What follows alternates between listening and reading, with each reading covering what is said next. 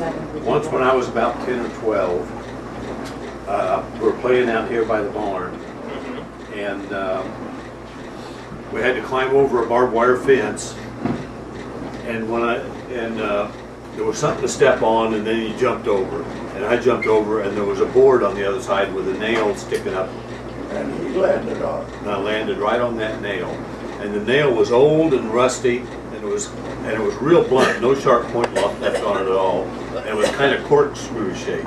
It went right through my foot, and I had tennis shoes on, and someone just bought those shoes. brand new shoes. Yeah. That was a pretty big investment She to cut do. them off on him. She said, Steve, if this nail went between your toes, I'm gonna hang you. So someone ran up to the house and got mom and dad, and they went back.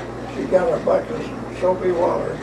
First they tried to pull me off the nail, but every time you pulled on my leg, I'd push down, and every time I pulled, then with my leg, then my hands would push down, and I couldn't pull off because I don't know. I guess it hurt too much. I don't know. So they got a knife and they were going to cut the shoe off of me, and that's when she threatened me and said, "If this is between your toes," she said she was going to kill me.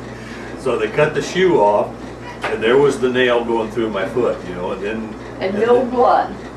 No blood? No. Not a drop. So they went ahead and pulled my foot off of it somehow. I don't know how we ever did that.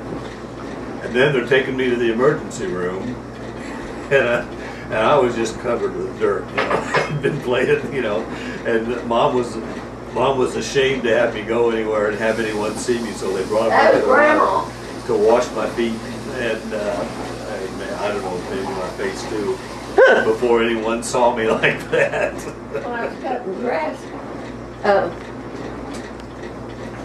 Becky was cutting grass out here, and I was moving stuff and moving the chairs and Yeah.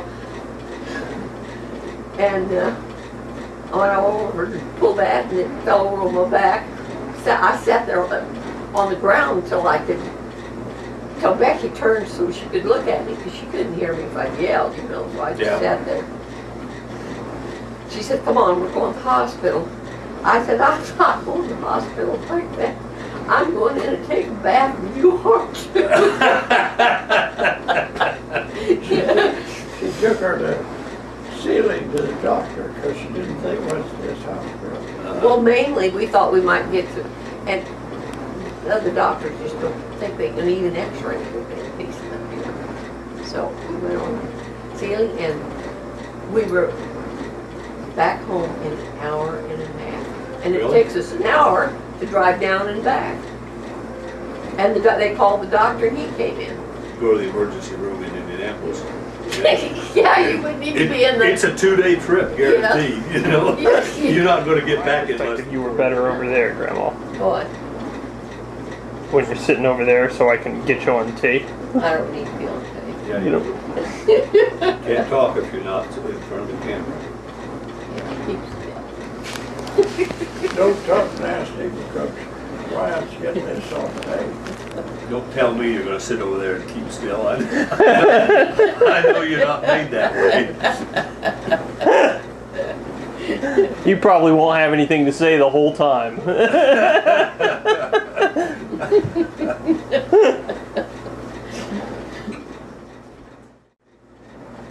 I'm going to tell a story. All right. I won that. The Moose last year had a Father's Day breakfast, and Becky took me, Uh-huh. and I won that because I was the oldest grandpa there. Oh, yeah? That's pretty good. Do you remember you guys got to be the last ones dancing at our wedding when we had that... The guy in the band says, "How the hell long you been married?"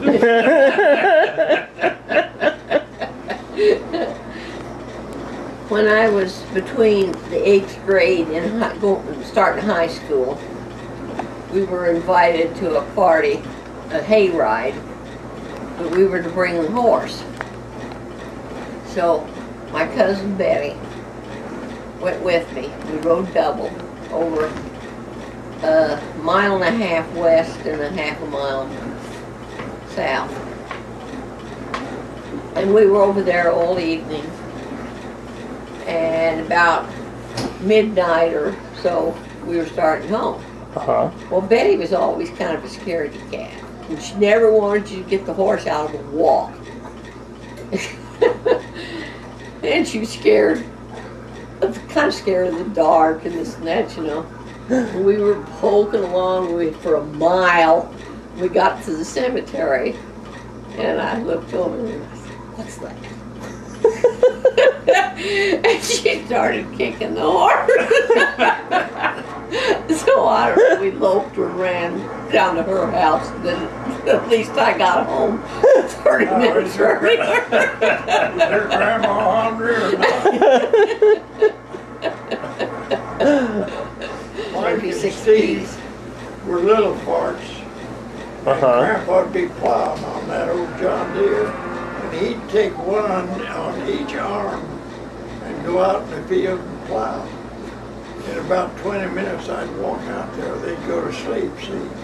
I'd take them off his hands and bring them out to the house. They take their naps that way, easy. He'd finish the field plowing. But when They took every step he did, and he liked it. He let him take that old pickup around. Yeah. But when I was about 14, he'd take me out there, and he'd put the tractor in gear and get the clutch out and get me going, and he'd jump off and go back to the house, and I'd be out there driving that tractor around in the field, trying to keep it lined up in the ruts, you know, next to where the last furrow was, and I'd plow the field for him. When we'd drive down here, we'd enter the state way over on the other side of Tulsa, you know. Uh-huh. Every damn Tractor, tractor they saw, Grandpa. they wondered if it wasn't Grandpa. And every damn cow they saw, they wondered if that wasn't Grandpa's cow. Yeah. We'd say, They balled back. "I see Grandpa's Team cows." Huh? Team time. Wesley's over there honking the horn and We hollering at probably him be from 200-300 the miles. It was always a game to see who could see Grandpa's barn and silo first. Oh, yeah. Because you could see them before you could see the house. Right. This locust grove down here, Ronnie's dad kept that for fence posts. Huh. Nice straight trunks, you know. Uh-huh. Came down here one year and boy, he had a stack of those out there that wouldn't wait. So the boys built a log house. Oh, yeah. Well, they even had a second story in it. Wow, I bet that was fun. When we went home, Becky wondered, or Steve wondered if the log house would still be there when we come back. Grandpa he cut the damn thing for fence posts. That's too bad. Steve? I bet those city boys coming out to Oklahoma every summer, they thought they were in heaven. Oh, they loved it here. Yeah. Grandpa let them dig all the holes they wanted to dig over. Hell, one year they dug a hole he buried a horse in. And they didn't have to fill it up, you know. Yeah. Shit, that was great. They followed him around like a dog. And when they were little, they'd get it to wear out. Grandma she always kept a coaster wagon like that. She used that instead of a garden truck, you know. Uh-huh.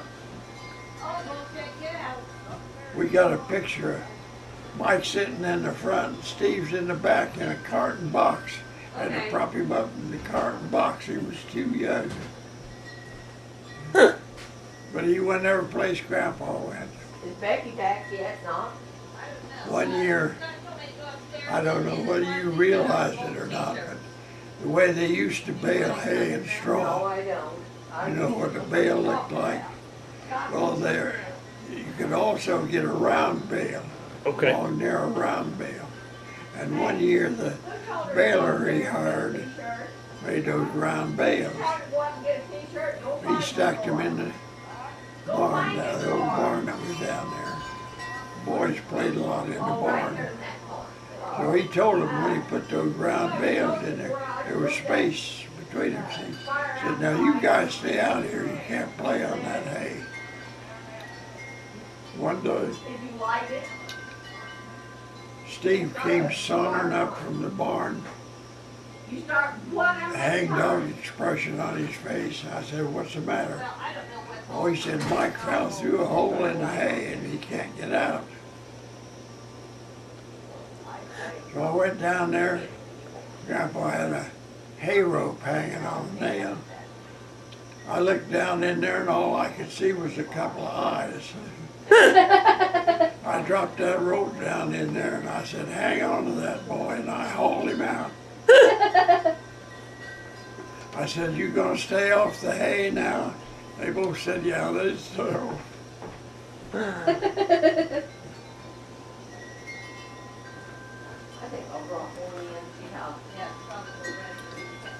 Well, and they had all these cousins out here to play with too.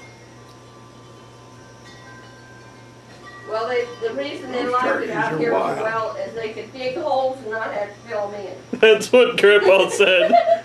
Pretty funny. My dad had a next door neighbor that was a hardware wholesaler. And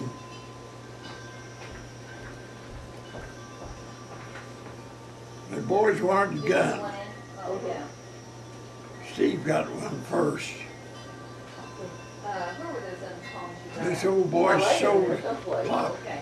single shot rifle, 22, for the Are these, were you putting these out? Invoice Put price. the- come out? Yeah. Steve had saved some money and he bought that rifle. Well, he had that 1 year, and Mike had to have one, so he got one the same way. Well, I'd put them in the bottom of the trunk. We'd put suitcases on top of them. Always brought them down here. Grandma'd let them shoot pigeons. That old chicken house down there, she didn't like the pigeons in there anyway. I can smell it. And she let them shoot the pigeons. Okay. I can smell the hush puppy mix on it.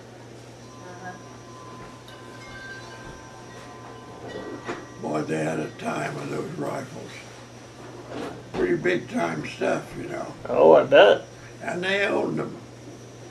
Yeah, paid for them themselves. Oh, it's not done in the center. Okay. Well, they're gonna be really brown. Bonnie didn't think much of that, but she permitted it.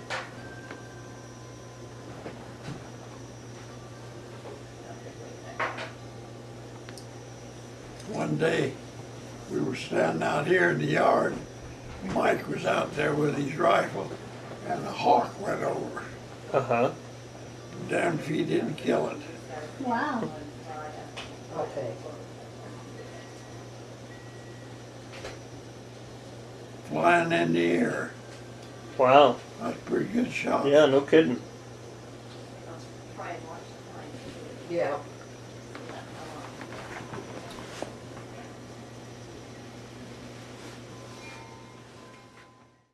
Grandma, you said you were milking 12 Cows. yeah, cows we milk a day. twice a day. 12 cows twice a day. This was before they had automatic milkers. That's a whole It lot was of all by teats. hand. Right. They had Yeah. them, but we didn't. whole lot of have udders. any Yeah. electricity. So, Their automatic milker was like Yeah. this. They always had milk to drink and Butter. and butter and all that, but there wasn't always a whole lot else. And she won't drink milk to this day. She won't touch a drop of it. really? I couldn't stand. I think I could stood it if homogenized milk. Right. Mother'd stir that cream down, and there's little chunks of cream coming into your mouth. I didn't I want went it. down there one time. No, well when it was And warm, it Grandma was all mixed up good. Got And I off a drank it slab like of her that homemade Oh. bread about for this quite a thick. while. Mm-hmm. And she smeared that plum butter on the top of that, about half inch of it, and then poured that whole cream on it. Boy, I thought I died and gone to heaven. Yeah, oh, I bet. There's pie in there, kids, if you want it. So did you guys sell a lot of milk in town, We sold or cream. you sold cream? And But there wasn't a market for the milk? I mean, surely with that much Well, cream, you couldn't have drank all that milk. we didn't drink it. We separated You the made it cream. all into cream. Yeah. Yeah. And then the skim milk, if you had calves, you fed it to the calves, All right. or with, once or twice we had pigs, you feed it to them. Mhm. And the cats and the dogs all had milk. Mm-hmm. And mother put it in a bucket and let it clabber when we had baby turkeys. Mm-hmm. And she'd feed that clabber to baby turkeys. I don't know. I didn't know you ever had turkeys. Several years. Oh, you've surely heard us tell about those stupid I turkeys. remember you're talking about your cousin's turkey. Well, he she said had a when big it poured turkey out farm, they had rain, they thousands sat of there with their mouth open, drowned. Or if it come up a big rain, she'd squat down, and if it was where water would stand, they'd Uh-huh. just drown under. So, if the lightning, or you'd see a storm coming in, Mother would send us out in the field, and then we'd be out there, you know. Heck, you couldn't see those blame things. Yeah. You'd look around hither and yon, and gobble, and the mother liked to keep a gobbler with them. Because the old gobbler, the minute you gobble, why he'd stick his head up out of that wheat. So you'd go there and drive him down by the machine shed. She had a place where we could drive them in. Uh-huh.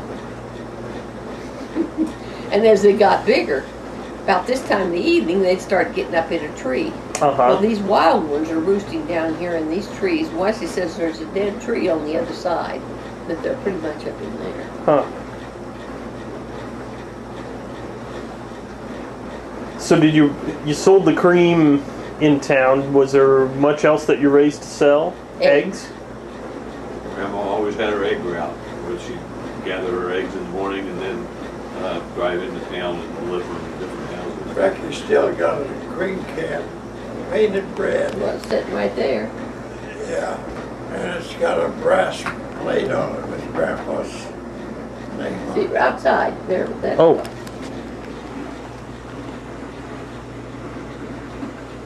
And you filled that up with cream and you took it into town? Yeah.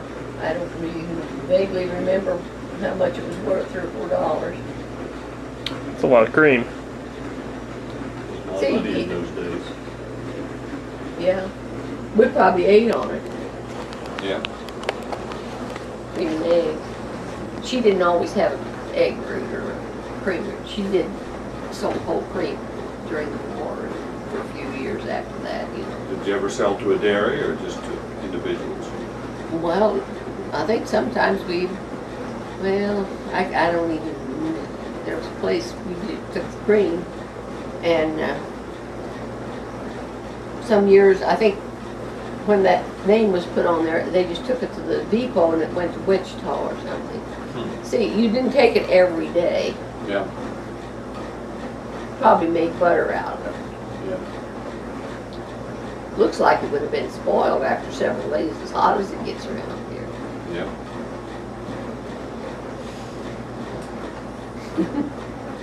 Maybe they kept it on ice and, But we didn't. well, yeah, but the shippers maybe did. Well, yeah, but you know, if somebody took it in once a week, and you think, I don't, I don't either. Did you raise cattle for beef too? We didn't butcher very often. Yeah. but did you sell them for beef? Well, see, the 12 cows, Daddy just wanted to keep about 12, so we sold off the, So the 12 he kept were for milk, yeah. and he'd sell the calves, but he wasn't really raising them for beef. I had a I guess not, you know, not for us. Occasionally, he, Bud Morris on the farm, Uh-huh. and they butchered their own hogs, and they butcher beef now and then. My dad always helped them. When they butchered the hogs, he'd shoot them, and John Sullivan cut the throat. The always had Pop shoot 'em first. Yeah. Then they'd string them up. And it had to be after a frost. It had to be cold enough that it wouldn't ruin the meat, you know. The reason it, My dad had They let me didn't have stay home coolers. from school Right. that day. it was good, The day they butchered. chilly, cold day, And they always, late enough that you expected it to stay cold. Right. for dinner on the day they butchered, they always had brains for dinner.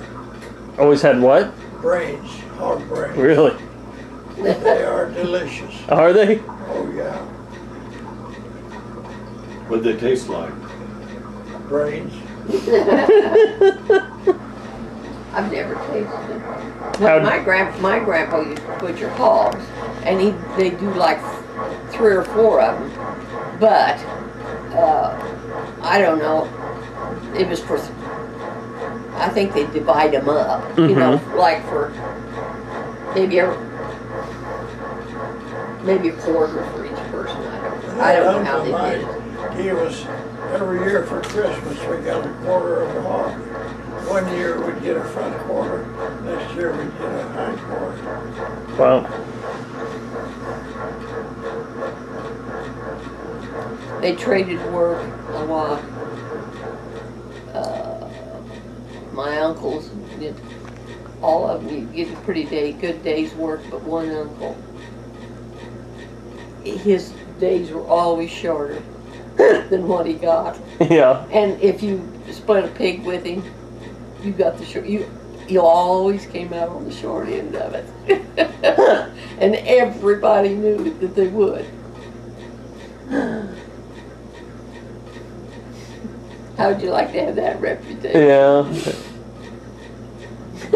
Bonnie's dad was a great guy.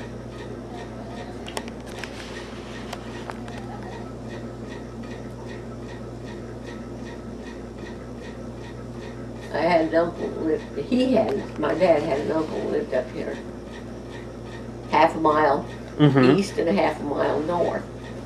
It was his dad's sister, and my grandpa's Three of sister. the kids learned to drive a car out here on these country roads. They started out on my lap, then I put them between my legs, then I'd sit beside them and put my arm around them.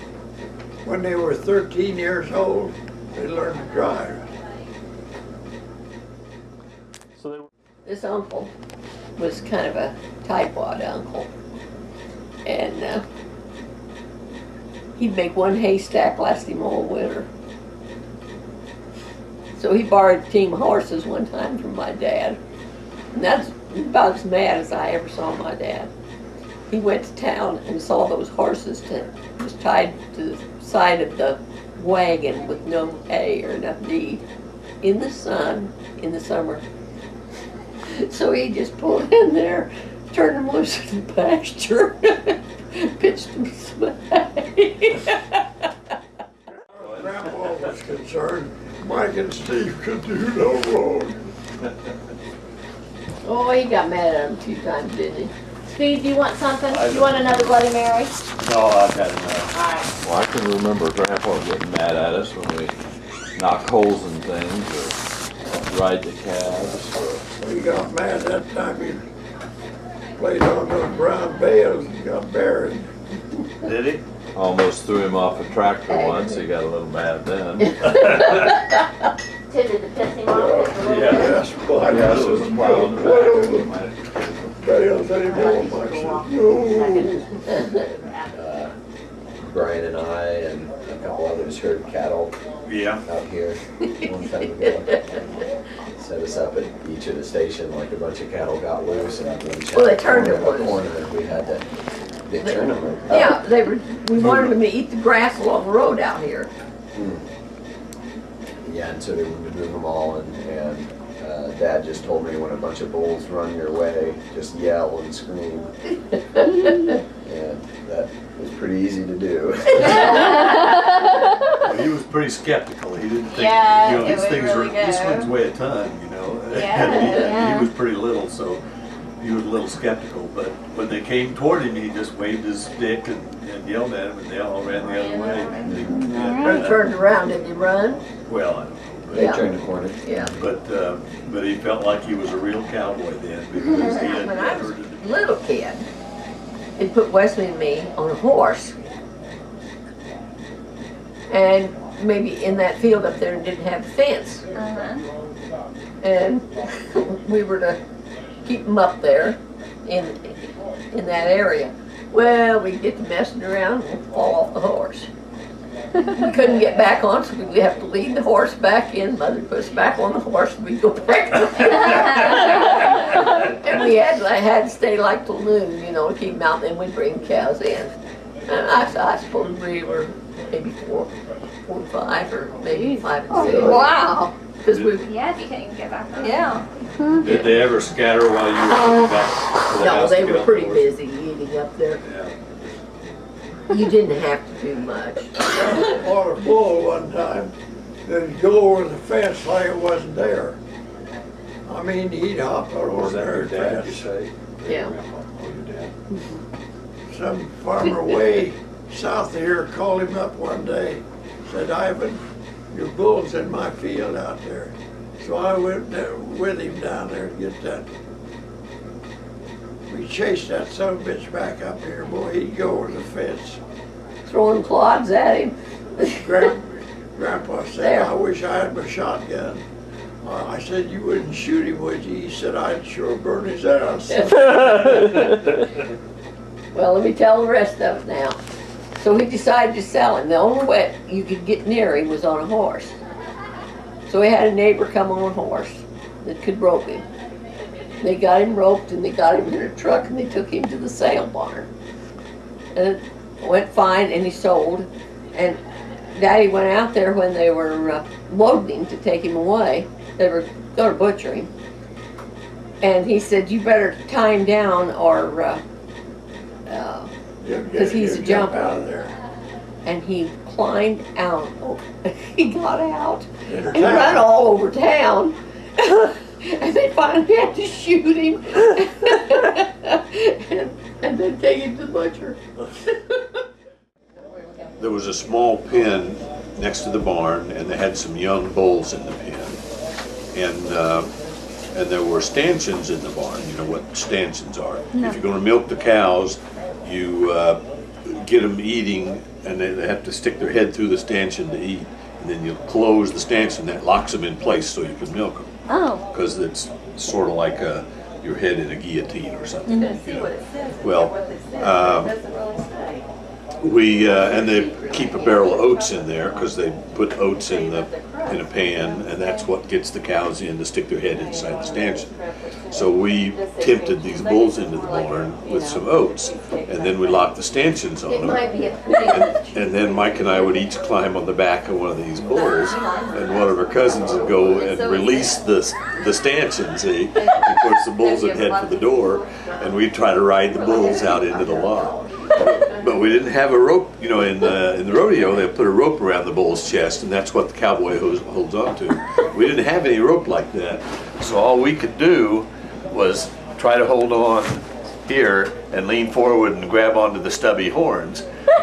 But by leaning forward like that, all they had to do was buck one time, and you're right over the head of the bull. Right, you know, and right. it happened every time. You know, they'd get out into the lot, buck once, and we're right over the bull's head on the ground.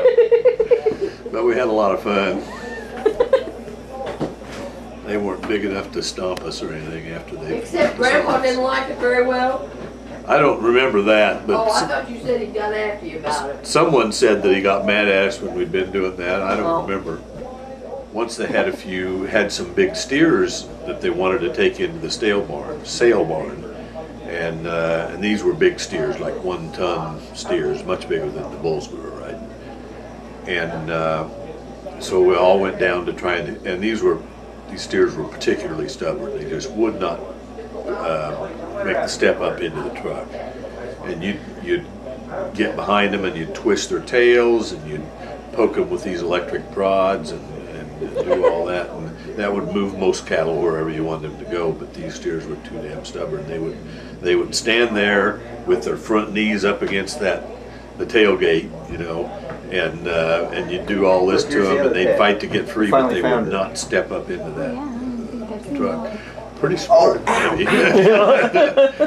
They knew they had it good here, and they didn't know where they were going. Yeah. It And turns the out they Sick were. barn is not where the steer wants to go.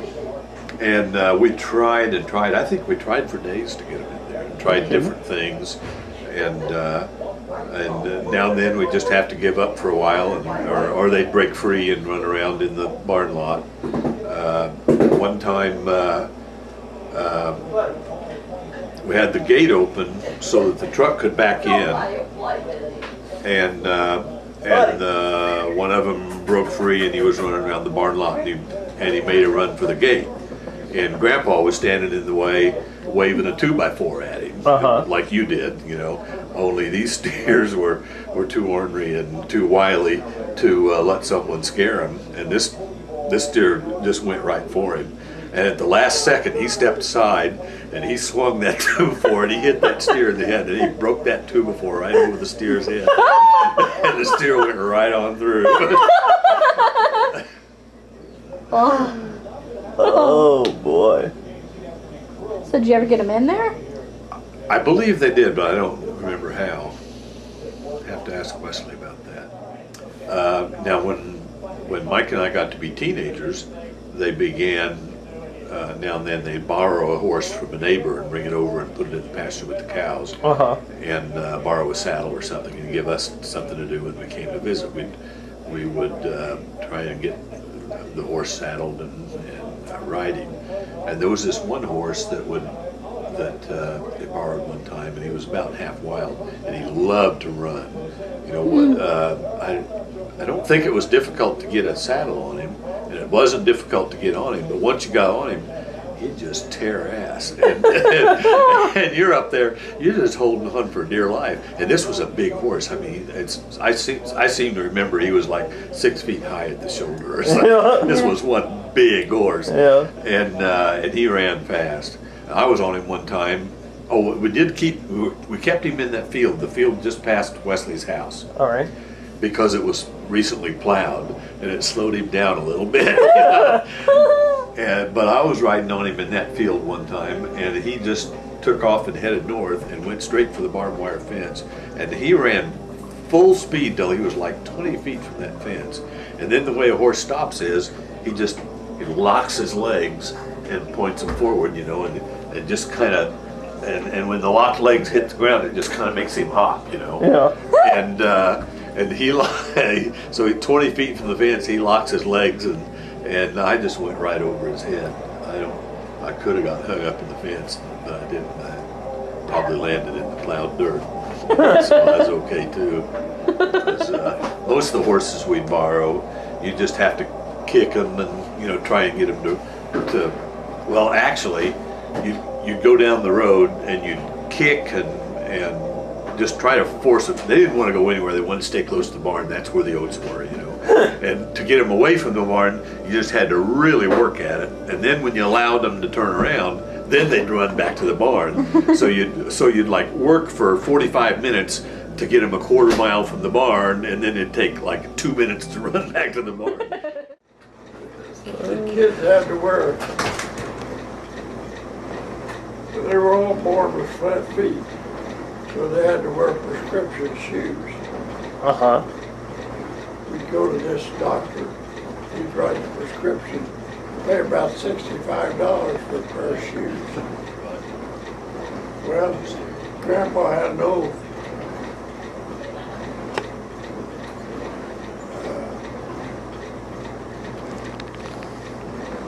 harvesting machine. What the hell you got? Combine. An old combine sitting out there. It had a ladder to climb up and see. Well, Mike and Steve spent the whole 2 weeks we were here climbing on that goddamn thing. They'd climb up and jump off, you know. Well, there was a red ant hill down on one side. And boy, old Steve jumped off and landed right on that red ant hill. These were the big ones.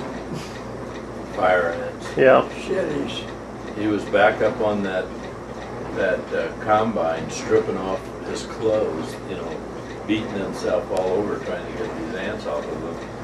And pretty soon he had all of his clothes off. Dad ran out there and got him. Boy, he had welts all over him. How old was I? You weren't very old. 6 maybe? Yeah, maybe Probably something like 8 or that.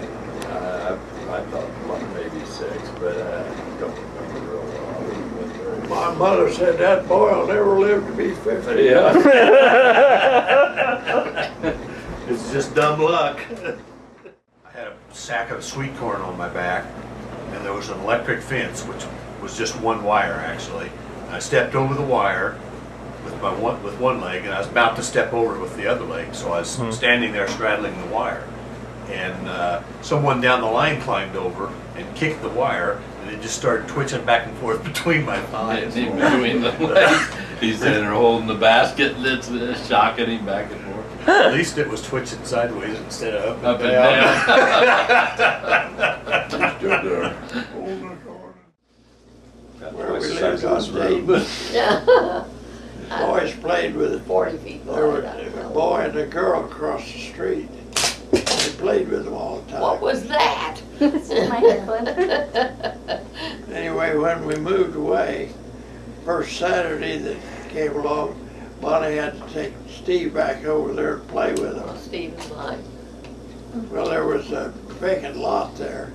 Steve was running across that lot, and he picked up a Coke bottle and the damn thing was busted, cut his hand.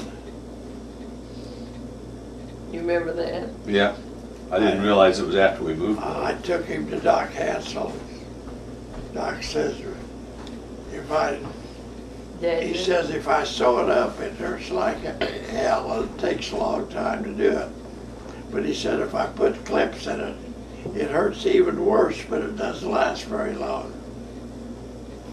You have to hold him. Boy, I could have held a tiger easily. And there was a terrible scream for 4 times, huh? Yeah, boy. I've still got the scar where the I bottle bet you. cut me, and you can see the scar for the 2 staples that he put in. Didn't he put in 4 staples? I only remember 2. I don't know. And then there was the scream Brian did when he got his finger in the door. Oh, Lord, that was awful.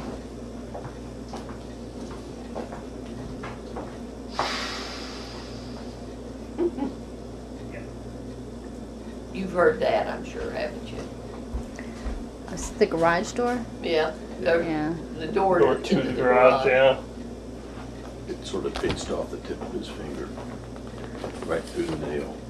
It's the This one, Pointer finger. still a little goofy Yeah. looking. Yeah. Was that before Mark was born? No, I think we had Mark because I had to stay home. Oh. He screamed so loud it broke blood vessels in his face or brought him to the surface or whatever. You could see blood vessels. Well, you really have a lot of nerve endings in your fingertips. Yes. So I expect it hurt like holy hell. Well, you know, Thankfully, when I you don't shut your remember. finger in a wet door, Hmm? when you shut your hand in a car door, you know it hurts bad enough. Yeah. Little old fingers in a, and it was the back side of the door. Mm-hmm. Yeah. It was like a scissors the way it pinched him.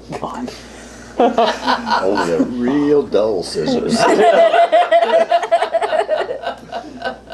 Once there was a rental place in Woodward where you paid a few bucks per hour to rent time on a trampoline, and the place went out of business, and they had an auction to sell off the assets, and Wesley bought a couple of trampolines, and these are big trampolines. Buried them, huh? Dug a hole, not buried them, but dug a hole. No, actually, you put them on bales of hay.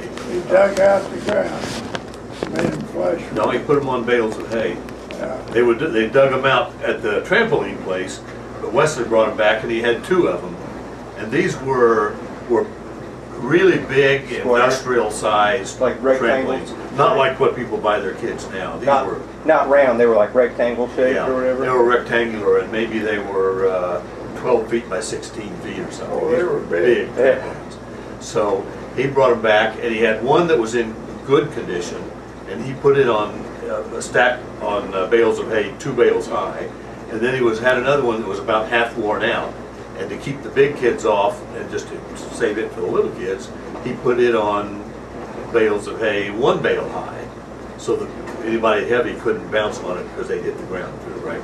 So I was on the higher one, and I'd been here for weeks, and I got pretty good at it. I could do a flip even. But in order to do a flip, I had to bounce really high. And but I did learn to do a flip on the trampoline if I bounced real high.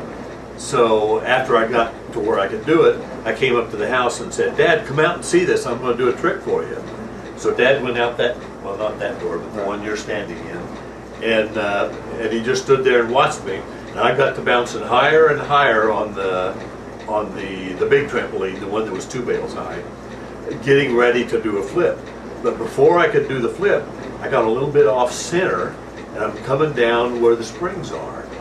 So I had to make a choice. I could try to straddle them and put 1 leg on the frame and 1 leg on the trampoline, or I could put both legs on the frame, or I could put both legs on the trampoline. I had to make the decision in like half a second. So I decided to put both legs on the trampoline because I wasn't sure I could land on that frame. So I came down, and with my legs off center, I landed both legs on the trampoline, so it bounced me off at an angle. So I bounced off at a 45-degree angle and went about 15 feet in the air and came down and hit on the other trampoline, and then bounced off it about 15 feet in the air and landed on the ground. And I was laying there feeling lucky I wasn't killed, you know. And my dad said, "Steve, that's a good trick, but I don't think you ought to do that anymore."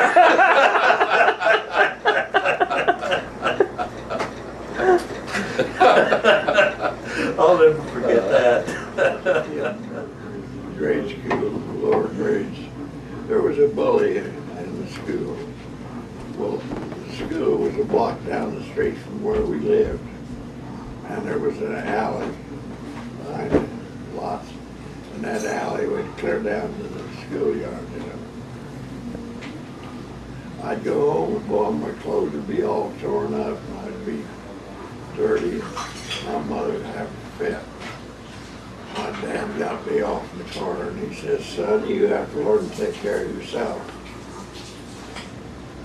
He said, "If he hits you, let him have it. You get him back." Well, we're in school the next day. Sure enough, by God, he picked on me when school was out. I run down the alley, and on the other street, there were the lots backed up the same alley. They wrecked a brick house, old brick house. They had a pile of brick, great big pile of brick. I run down the alley and got up on top of that pile of brick and got me a brick and told him to come after me. He came and boy, I let him have it. I thought I killed him, you know. He was laid out flat on the ground. So I ran home and my dad happened to be home and I told him. So he says, "I meant to use your fist, son. I didn't mean to use the brick." He put me in a car and we went down to pick up the kid, take him home. And he was gone. He was young. I said, "Well, he's still alive then." Did he pick on you anymore? No, he never picked on me again. Another time, I decided to really have this. Yeah. this was on University, and the kitchen sink stopped up. Uh-huh. Well, I went down in the basement and I had to clean out there. So I was down there and all ready. Steve came home. I said, "When I yell, will you turn on that disposer?" Well, Oh, you mashed your finger or something. I don't know what. Anyway, I made a noise and he turned the goddamn thing on and I didn't know it was I'm sure. Put all those Right clear across the room on He the mashed wall, his you know. finger or something and yelled out. He turned it off. I had to clean that up for him. I didn't remember, I don't know this story either. I forgot all about that. Well, it wasn't funny. I think I bumped my head and said ouch or something. Yeah. Boy, he turned around. He was kind of Being close. the dutiful for son. me. I was in the way. I was in front of that clean out. Uh-huh. You can imagine that shit all That over. was nasty. That nasty stuff rotting in that drain for years. Had to take those clothes off, take a bath, and then go down and clean up the damn room.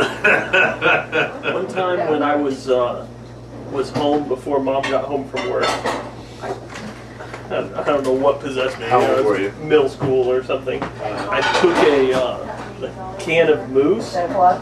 and put it in a can opener. Oh, no, breaks will fall And you can imagine just the instant the can opener pierced the can of mousse. It was just everywhere.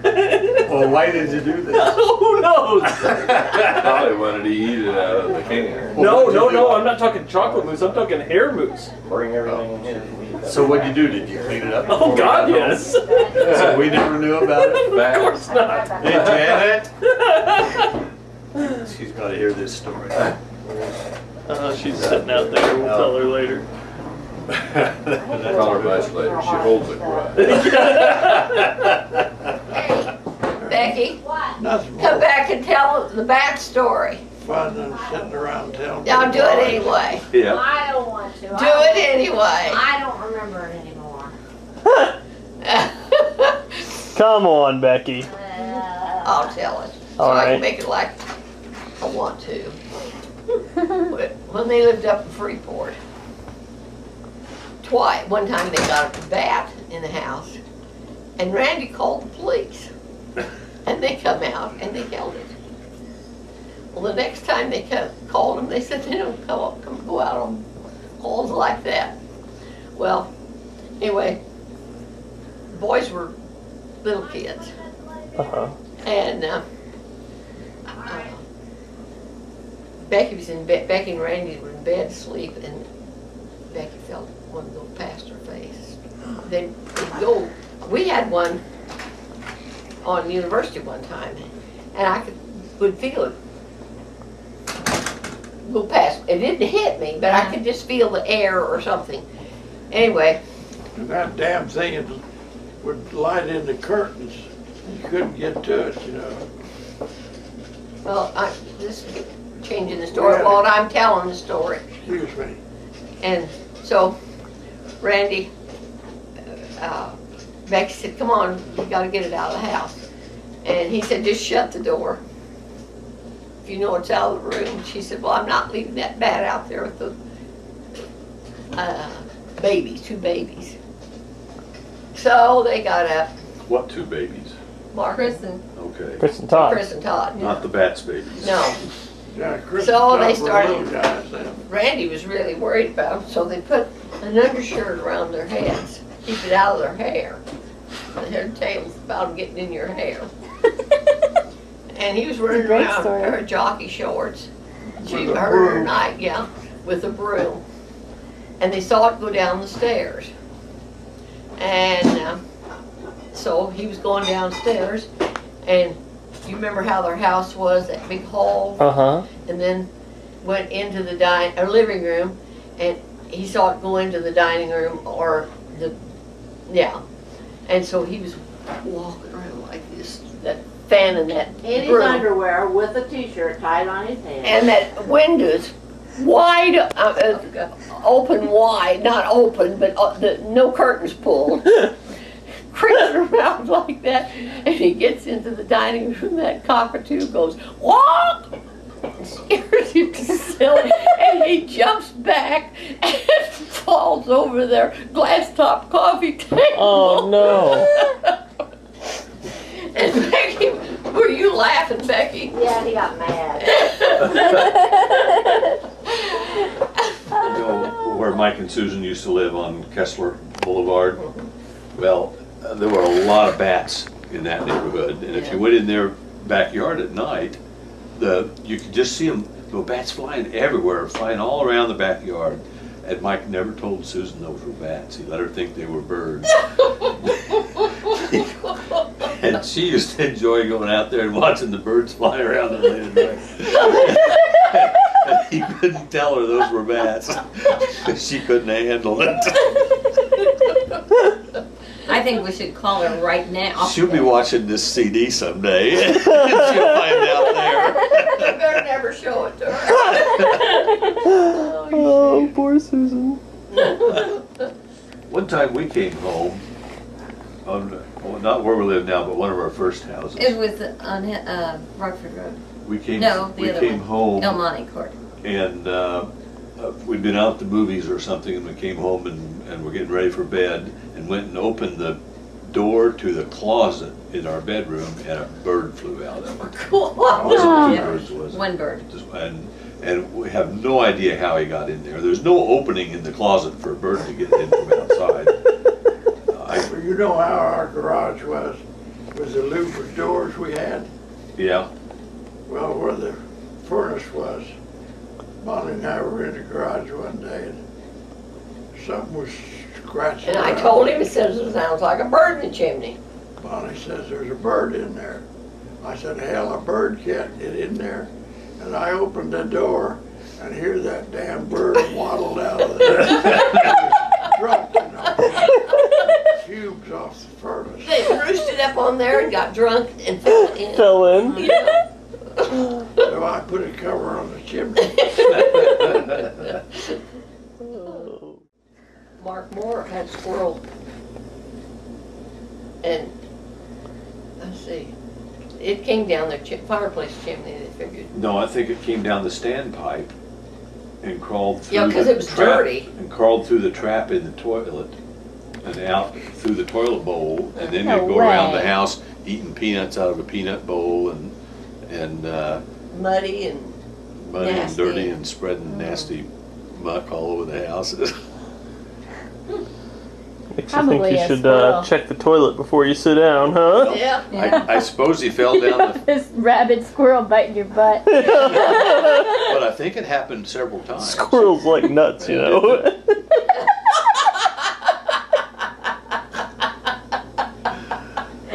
Tape editing. I'd like to see Randy with a broom. Your standpipe is connected to the sewers, and so that you don't get any back pressure in the from between the toilet and the sewer. I think that's what it's for, and to relieve any pressure that might build up. And it's open to the air, so the squirrels would run around on his roof, and maybe they'd climb into there thinking it was a place to hide, and end up falling all the way down.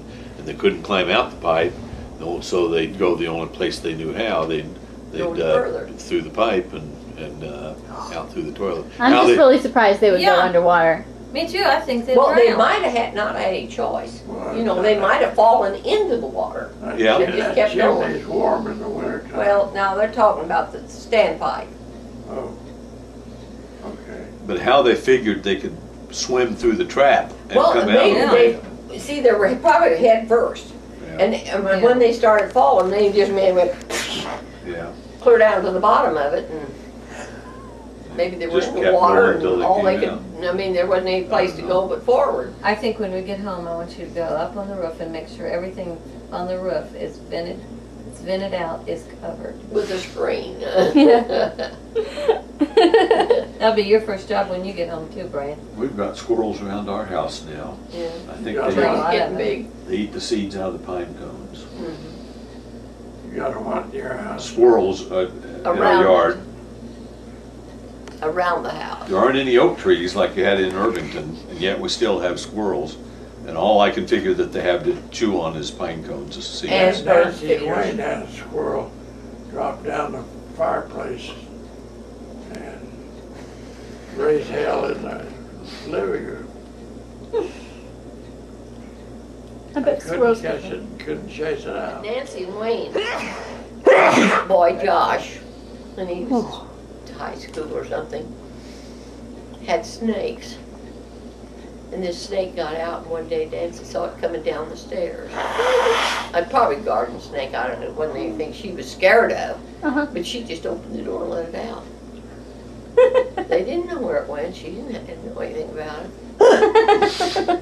Well, Gone. he was sorry about that, and, you know, he kind of bemoaned the fact.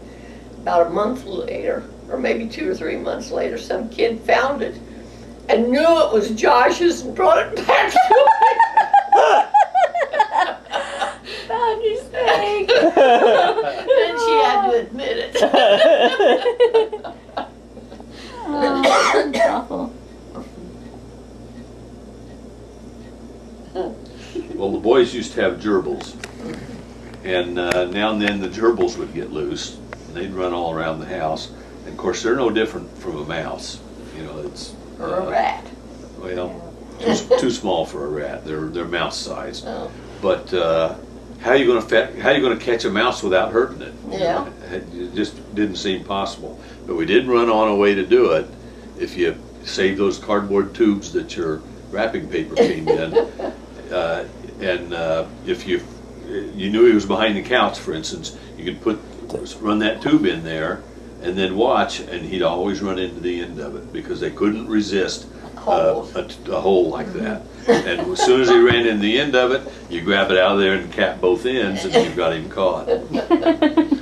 That's the only way we knew how to catch those gerbils. If it hadn't been for that, we just had to put out mouse Somebody traps. tell me, did you just run on to Just that? kind of figured it out. We had, I think we used the vacuum Hose, cleaner wands. wands.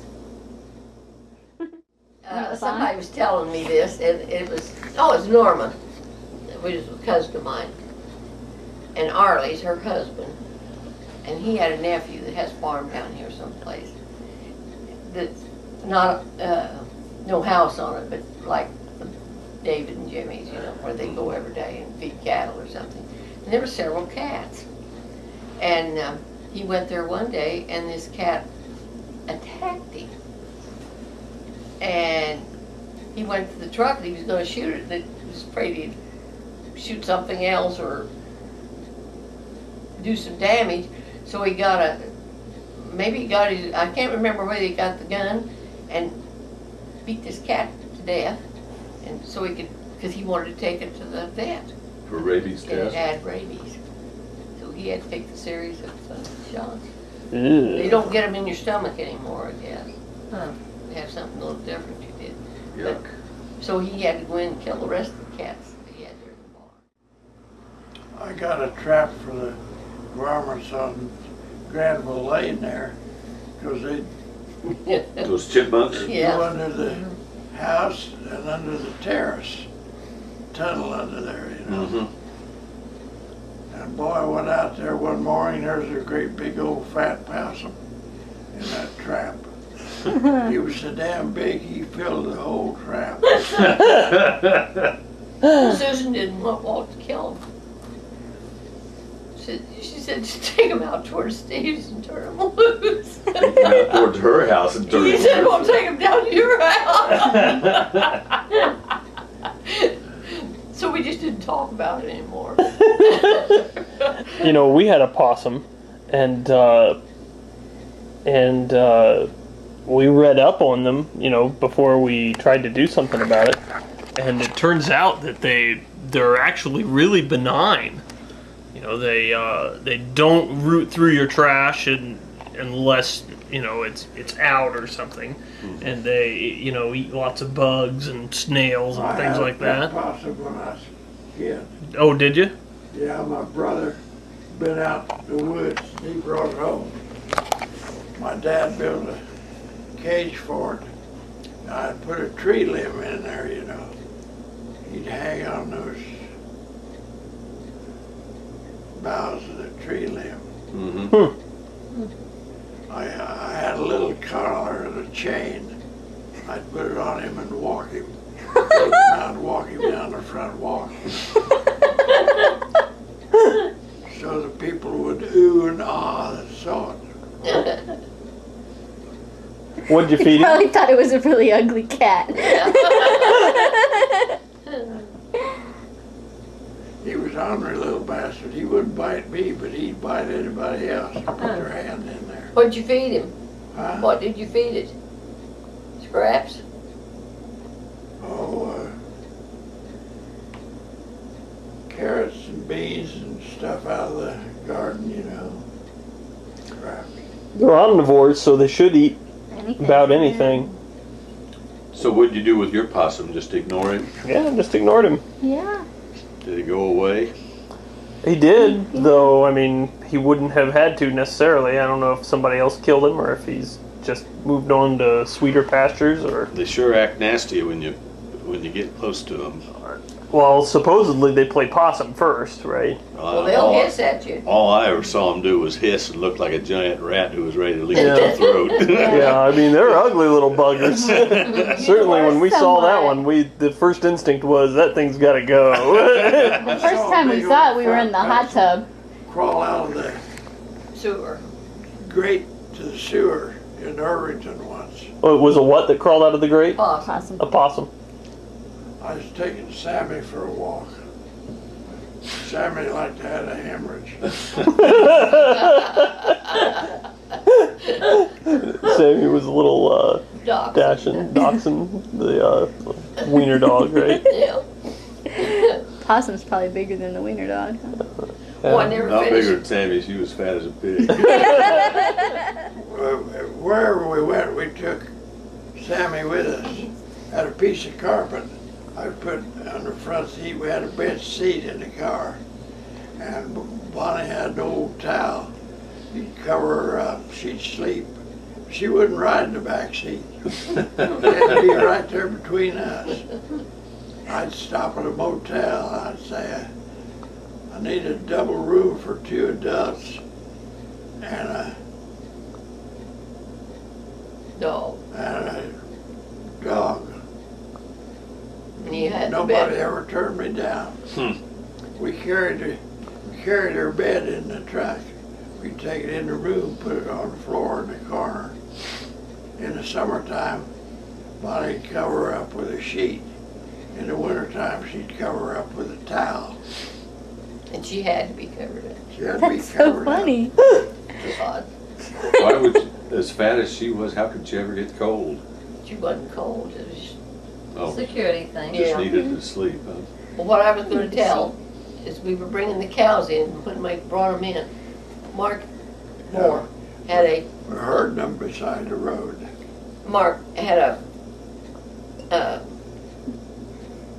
English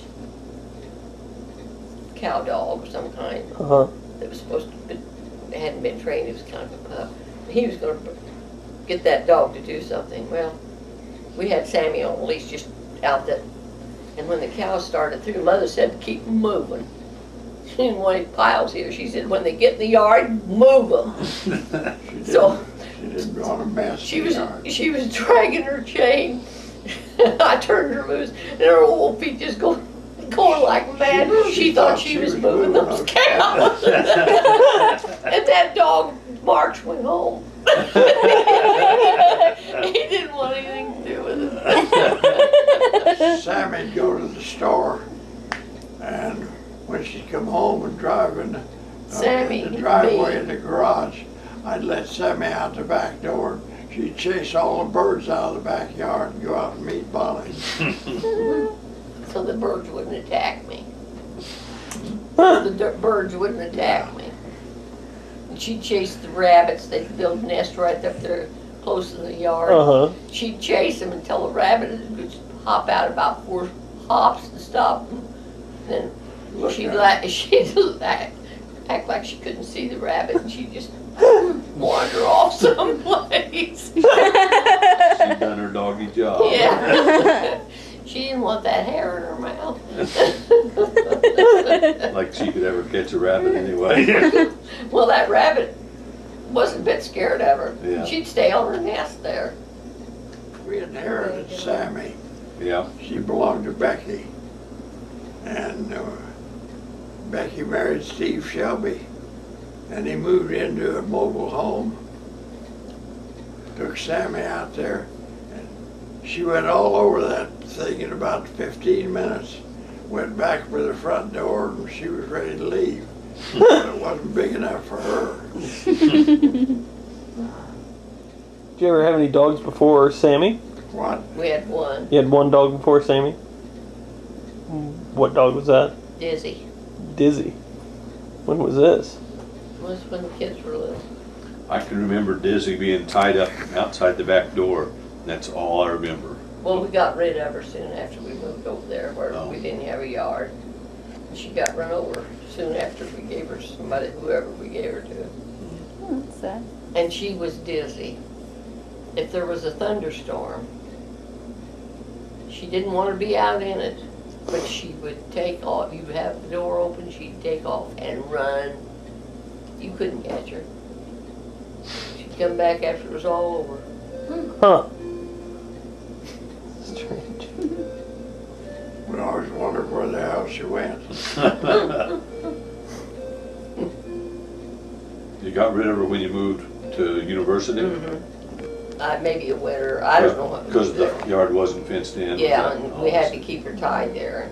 So she ran loose in the yard on Dayton. Yeah.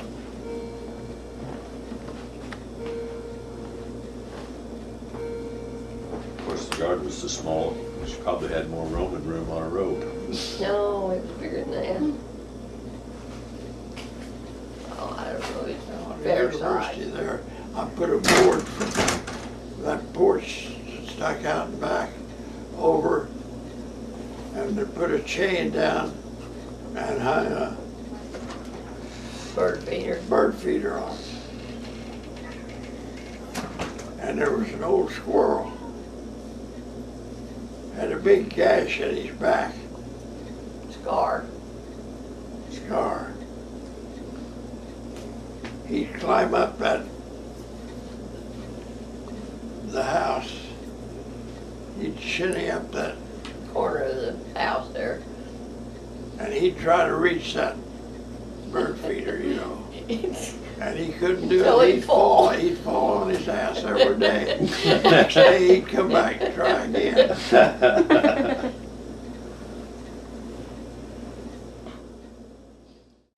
Hey, can you remember your panther story? Panther story? That's probably my story. Are you talking about the Black Panther scaring Todd and Chris? Well, where did you learn it? From you? Yeah. Can you remember? No, no.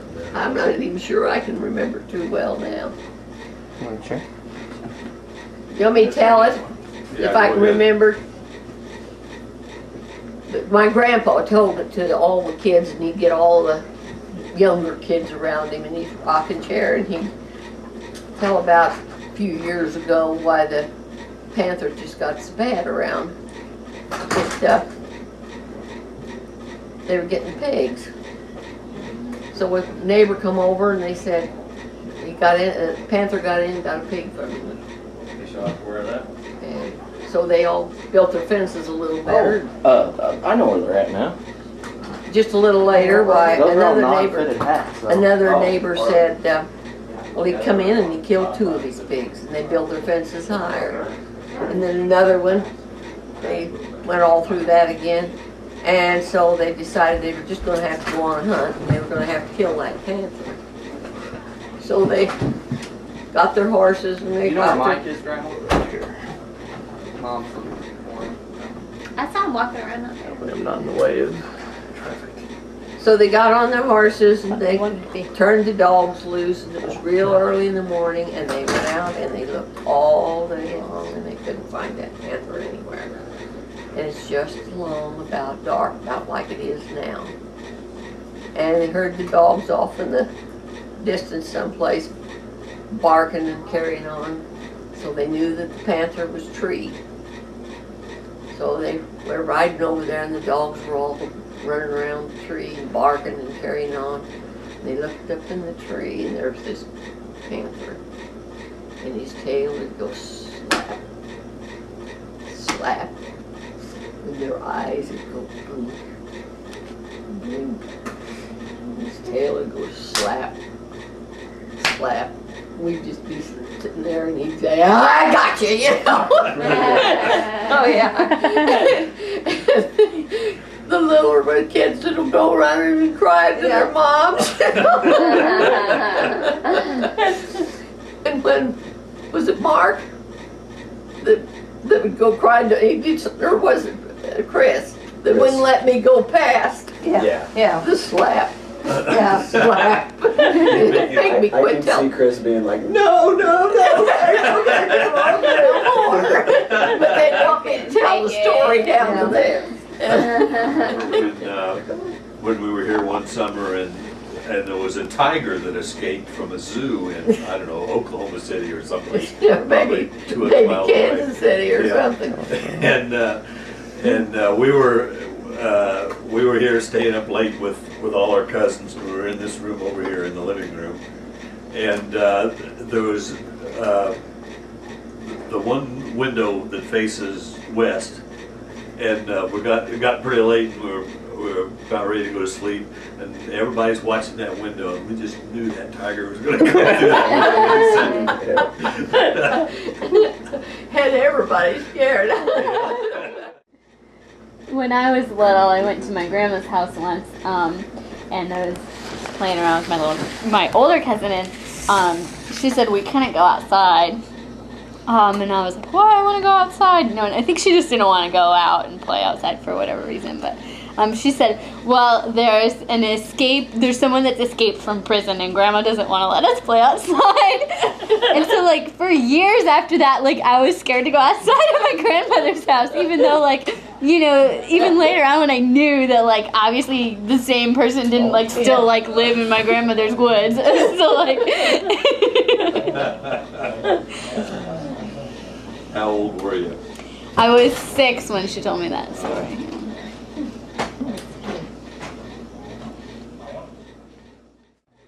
We were playing cards. Separate our trash. Becky and Randy all together.